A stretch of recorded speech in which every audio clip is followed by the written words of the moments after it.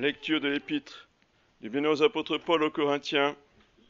Mes frères, je rends grâce à Dieu de ce qu'il m'a mis au cœur de Tite la même sollicitude que celle que j'ai pour vous, car non seulement il a fait bon accueil à ma demande, mais s'y étant porté avec encore plus d'affection par lui-même, il est parti de son propre mouvement pour aller vous voir. Nous avons envoyé aussi avec lui un frère, dont toutes les églises font l'éloge pour son zèle à prêcher l'Évangile, et qui, de plus, a été choisi par les églises pour être notre compagnon de voyage dans cette œuvre de charité à laquelle nous travaillons pour la gloire du Seigneur et pour témoigner notre bonne volonté. Et notre dessein en cela était d'éviter qu'on puisse nous faire des reproches sur l'abondance de cette collecte à laquelle nous donnons nos soins, car nous nous préoccupons de ce qui est bien, non seulement devant Dieu, mais aussi devant les hommes. Nous avons également envoyé avec eux notre frère, dont nous avons souvent éprouvé le zèle en de nombreuses occasions, et qui se montre encore beaucoup plus zélé maintenant à cause de sa grande confiance en vous.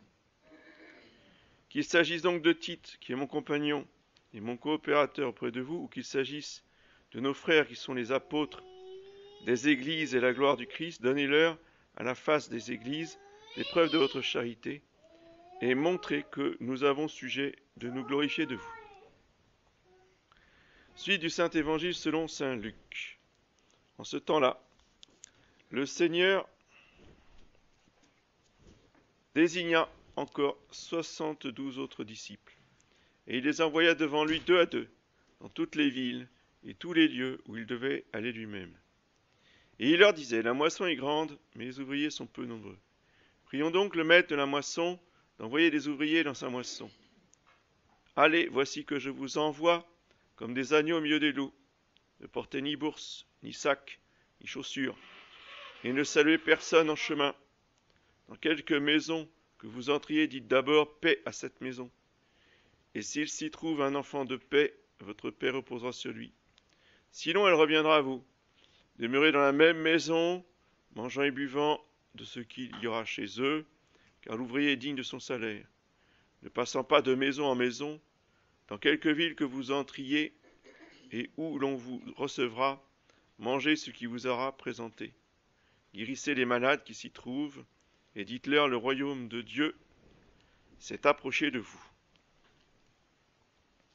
Donc aujourd'hui, 18 octobre, fête de Saint Luc, mémoire du dimanche.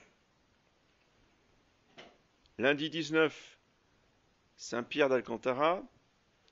Mardi 20, Saint Jean de Kent. Mercredi 21, Saint Hilarion. Jeudi 22, vendredi 23 de la Férie. Samedi 24, Saint Raphaël Archange. Et dimanche prochain, fête du Christ Roi. Messe aux horaires habituels. 9h, 11h, vendredi, samedi. Ça permet de corriger ce que je vous ai dit dimanche dernier à propos de cette journée mondiale organisée par le fils aîné de Satan. Finalement, ça n'a pas eu lieu. Il y a des cafouillages, il y a des choses qui se passent ou qui ne se passent pas. On saura dans l'avenir pourquoi et comment. Et de fait, la Providence nous a évité cette fameuse réunion. Je vous rappelle qu'elle a été prévue au mois de mai, qui a été reportée, finalement, qui n'a pas eu lieu. Ce qui ne veut pas dire que ça n'aura jamais lieu, mais en tout cas, pour l'instant, la Providence nous préserve au moins de cela. Remercions le bon Dieu. Soyons dans l'action de grâce. Tant mieux si ça ne se passe pas. On va pas s'en plaindre. Au nom du Père et du Fils et du Saint-Esprit, ainsi soit-il. Eh bien, chers frères, nous fêtons l'apôtre Saint Luc, qui est aussi l'évangéliste. Pardon, l'apôtre Saint Luc, non. Nous fêtons l'évangéliste Saint Luc, qui n'est pas un apôtre, justement. Soyons précis. Saint Luc fait partie des 72 disciples. Il n'était pas un apôtre. Il était justement l'ami et le frère d'un apôtre. Jamais nommé dans l'épître, mais pourtant tout le temps désigné. Donc le fameux frère dont parle saint Paul, c'est saint Luc. C'est pour ça que l'Église a choisi ce texte. D'une part, donc au début, il y a saint Tite, oui, je dis bien, qui a beaucoup aidé saint Paul. Et ensuite, nous avons envoyé aussi avec lui un frère dont toutes les églises font l'éloge pour son zèle à prêcher l'Évangile. Ce frère dont toutes les églises font l'éloge, c'est saint Luc. Saint Luc donc, a accompagné saint Paul dans ses voyages apostoliques et à travers tout le bassin méditerranéen. Saint Luc, c'est un Syrien. Oui.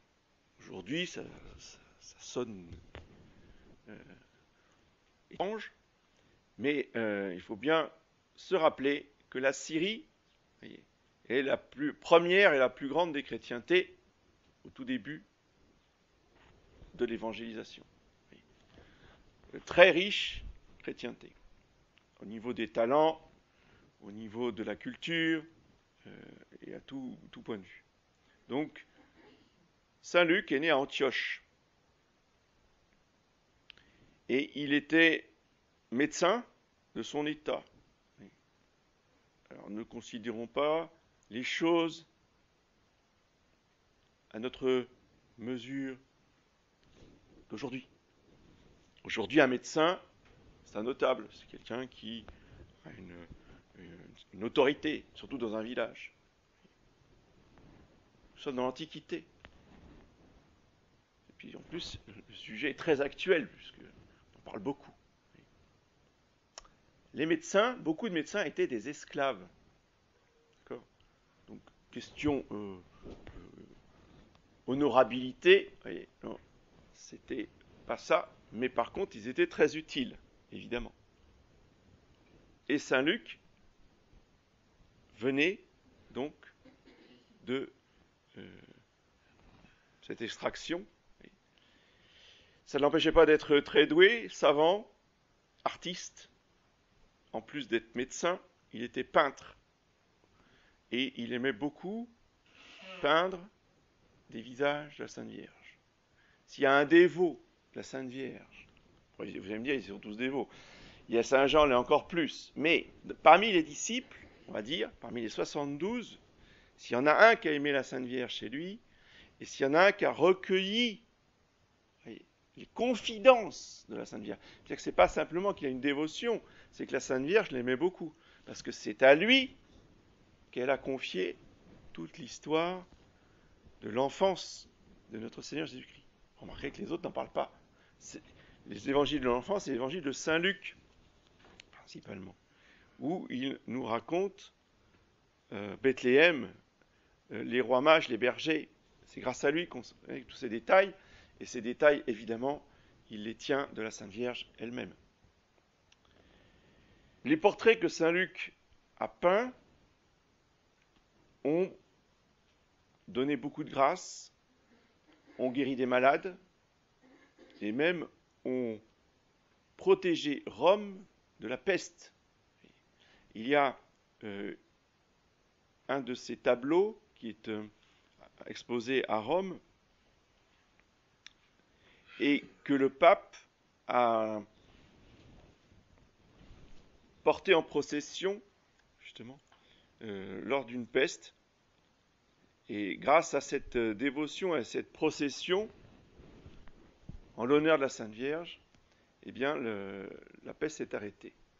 Donc le peuple romain a une très grande dévotion envers cette icône, parce que c'est une icône de Notre-Dame. Saint Luc fait partie des 4 évangélistes.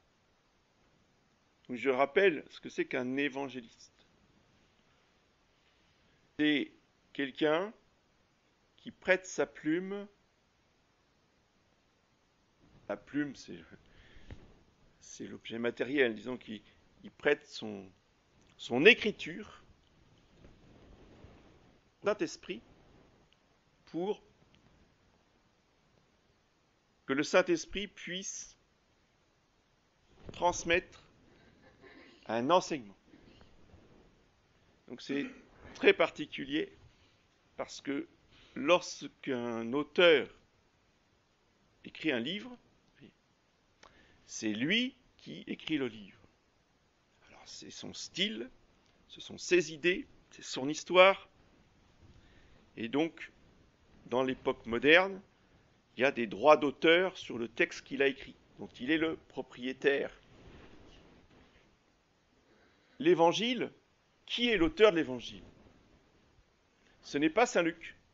L'évangile de Saint Luc n'est pas l'évangile de l'auteur Saint Luc. L'évangile de Saint Luc, c'est l'évangile de l'écrivain Saint Luc. C'est-à-dire que c'est le style de Saint Luc. C'est la culture de Saint Luc. Bon, vous ne connaissez pas bien l'araméen, pas que ça se voit, je n'ai pas étudié ça, mais les spécialistes en langue nous disent que Saint Luc n'était pas très bon dans l'expression de l'araméen de l'époque. Par contre, il avait un très bon grec. Voilà. Ça, c'est le style. Si je me mettais à écrire en anglais, on comprendrait tout de suite que ce n'est pas ma langue maternelle ou même dans laquelle je suis à l'aise. Bon. Ben, Saint Luc, c'était pareil. Donc, oui, il y a des caractéristiques humaines liées à sa formation, à son éducation, qu'on retrouve dans le texte. Mais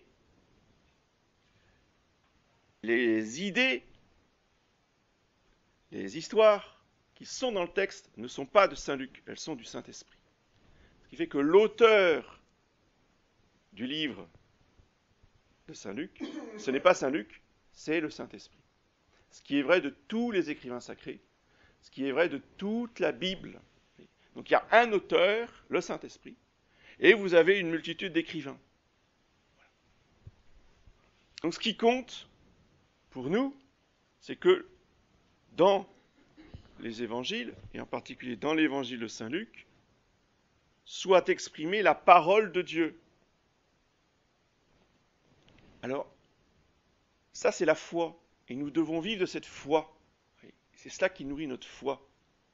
Saint Jérôme, quand il lisait l'évangile, il se mettait à genoux, il ouvrait l'évangile, et il lisait à genoux l'évangile. Pourquoi ? Parce que c'est la parole de Dieu. Et s'il y en a un qui est le patron, pas seulement des traducteurs, mais des exégètes, de tous ceux qui étudient l'Écriture sainte, c'est Saint Jérôme.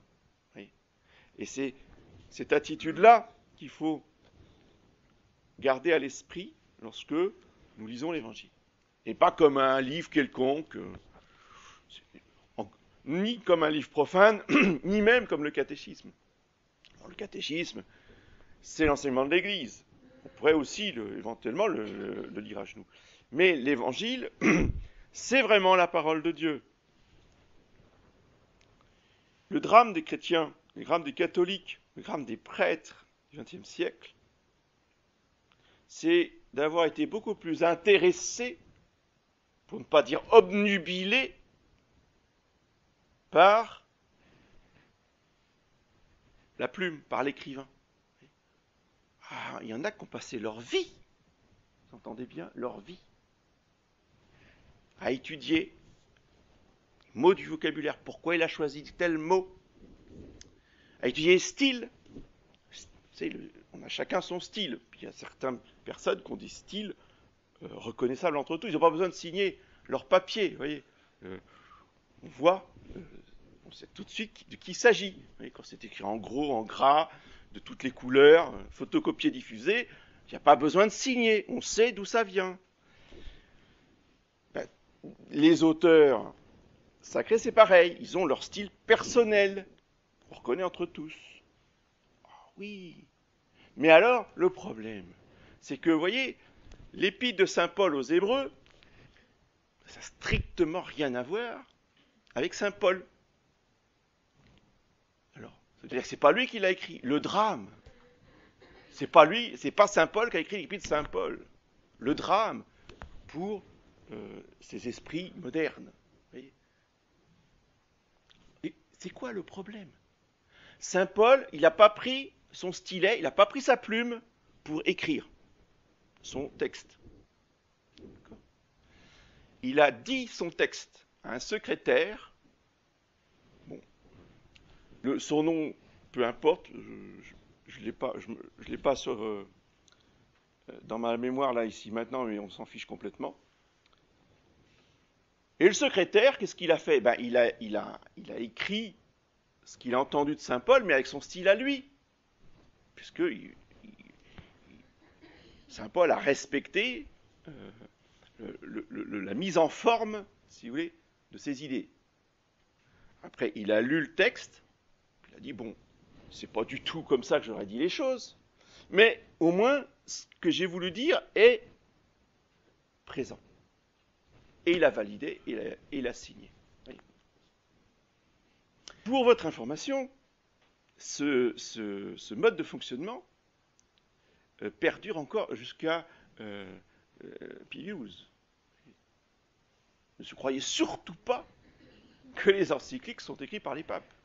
Ils ont autre chose à faire, ils sont débordés.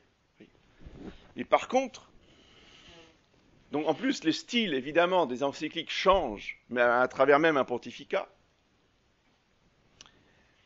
Mais par contre, il n'y a pas une encyclique qui ne soit pas relue et corrigée par le pape en question. Vous voyez, il demande à un théologien de lui écrire un texte, et le pape le remanie comme il veut. Vous voyez, il y apporte toutes les corrections qu'il veut, et une fois qu'il décide que ce texte est bon à être publié, il le publie et il le signe de sa main, parce que même si ce n'est pas lui qui l'a écrit entièrement, il le fait sien. Vous voyez, il a corrigé, il l'a assimilé, il a recadré, il a supprimé des paragraphes, il a peut-être demandé à refaire un chapitre, mais au final, c'est son encyclique. Eh bien, c'est la même chose avec les écrivains sacrés. Même à Écône, on a dû passer un trimestre sur les 2 Isaïes. Parce qu'il y a le premier Isaïe, puis il y a le deuxième Isaïe, parce que ça n'a rien à voir, les différents styles. Aucun intérêt. Perte de temps totale. Parce que la seule chose qui nous importe, c'est qu'est-ce que le prophète a dit, qu'est-ce que l'évangéliste a dit, quel en est le sens, les 4 sens de l'écriture, les 4 sens des évangiles. C'est le sens d'abord littéral, après il y a le sens spirituel, après il y a le sens dans le contexte, etc. Ça, c'est intéressant. C'est comme cela que tous les pères de l'Église, que tous les docteurs de l'Église ont étudié les textes sacrés. Et non pas à écrire des centaines et des centaines de pages sur un mot de vocabulaire ou sur un style grammatical, dont on se fiche complètement. Nous avons perdu l'esprit d'enfance. Nous prétendons, nous, être des scientifiques. Et on perd totalement l'essentiel de ce pourquoi l'Évangile a été écrit. Et on oublie, dans l'Évangile même, que notre Seigneur remercie son Père d'avoir caché ces choses, c'est-à-dire les choses de l'Évangile, sa prédication, d'avoir caché ces choses aux sages et aux puissants, et de l'avoir révélé aux petits et aux humbles. L'évangile du Seigneur Jésus s'adresse aux petits enfants, pas à ceux qui prétendent faire de la science, qui n'est autre que de la fausse science, pour ce qui concerne les textes sacrés. Je ne dis pas que la science exégétique, la critique littéraire est une fausse science en soi. Elle est intéressante pour ceux qui s'intéressent à la littérature humaine, oui, mais appliquer ces principes scientifiques à la parole de Dieu, ça n'a aucun sens. Ça n'a aucun intérêt. Il nous faut donc revenir au sens premier du texte évangélique et recevoir la parole de Dieu, la parole du Saint-Esprit, la parole du Seigneur Jésus, qui est une parole vivante, qui est une personne divine. La parole de Dieu, c'est le Verbe de Dieu. Le Verbe de Dieu, c'est la deuxième personne de la Sainte Trinité. C'est pour ça que Saint Jérôme lisait à genoux, parce qu'il avait conscience que cette parole qu'il lisait, c'était Dieu lui-même, c'était la deuxième personne. C'est pour ça que dans les messes solennelles, où vous avez diacre et sous-diacre, on porte l'évangile en procession, le ministre s'incline devant l'évangile, ou même de la messe chantée, c'est pareil, au pupitre, et le prêtre encense l'évangile. On encense que les choses sacrées, que les choses divines ou les choses sacrées, c'est-à-dire le Saint-Sacrement, l'autel, les reliques et l'évangile. Il nous faut donc retrouver ce sens-là et nous référer à des auteurs qui commentent l'Écriture sainte avec un esprit de foi, qui nous aide à méditer cette parole de Dieu. Et non pas des auteurs, évidemment, rationalistes, modernes, qui nous font perdre l'esprit de foi. Et si je peux me permettre de vous recommander un auteur particulier, c'est Don de Mauléon. Don de Mauléon a écrit des livres extraordinaires, justement avec tous les sens de l'Écriture sainte à chaque chapitre. Donc d'abord, il établit la vérité historique, réelle, de ce qui est écrit, avec des références aux dernières recherches, dernières fouilles archéologiques, ce qui rend le chapitre vraiment intéressant, concret. Et dans une deuxième partie, il donne l'explication mystique, spirituelle du chapitre qu'on vient de lire et dont on a établi la vérité historique. Si vous lisez Don de Mauléon, vous aurez le véritable esprit catholique avec lequel il faut lire les textes sacrés de la Sainte Bible. Vraiment, je vous les recommande, ils sont en vente aux éditions Saint-Rémy, donc on les trouve très facilement. Mais encore faut-il les lire et surtout les méditer. Je terminerai juste en rappelant que donc Saint Luc étant médecin, il est avec Saint Raphaël. Les deux patrons sont tous les deux patrons des médecins, des infirmières, des infirmiers, et du personnel soignant. D'accord. Mais il faut aussi les invoquer pour nos problèmes de santé. Justement, pour trouver le bon médecin. Pour trouver la bonne thérapie.